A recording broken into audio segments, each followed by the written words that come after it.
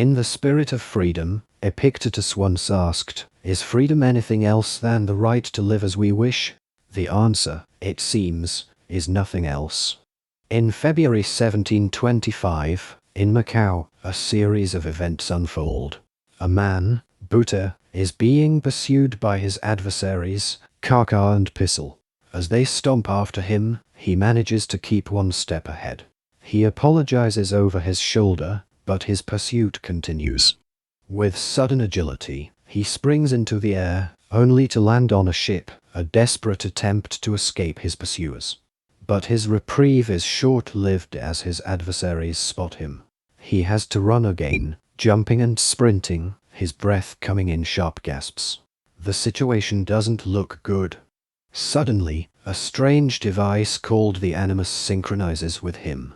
He's transported to an unfamiliar place. His body moves without his command, making him feel like he's in some kind of dream. In a panic, he runs into a dead end. He can't control his own actions, and he is forced to fight, causing harm to people. The horror of the situation is overwhelming. He doesn't understand why this is happening to him. Why would he dream of killing people and being chased by people who want to kill him? He doesn't know who he is or where he is. A week ago, he had been a normal person, taking a DNA test out of curiosity. His results showed that his ancestors hailed from Western Europe, Native America, and West Asia. It was a fascinating revelation, one that explained his family's wandering tendencies. Then, he received an email saying that he'd won a trip to Macau for taking the DNA test. He was skeptical at first, thinking it was some elaborate scam. But, in need of a vacation, he decided to give it a shot. Arriving in Macau, he was overwhelmed by the reality of his situation. He even asked his tour guide to pinch his cheek, just to make sure he wasn't dreaming. And the pain confirmed it. He was really there, on a trip of a lifetime.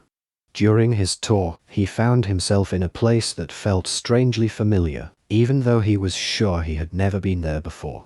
As he walked through the streets, he was suddenly ambushed and kidnapped.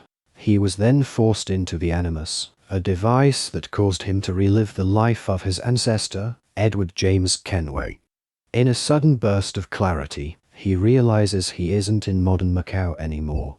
Instead, he finds himself in a world that looks like a manual city. His body moves on its own, his mind filled with confusion and fear as he navigates this new and unexpected reality. Thank you for watching today's manhwa. Don't forget to subscribe and like the video.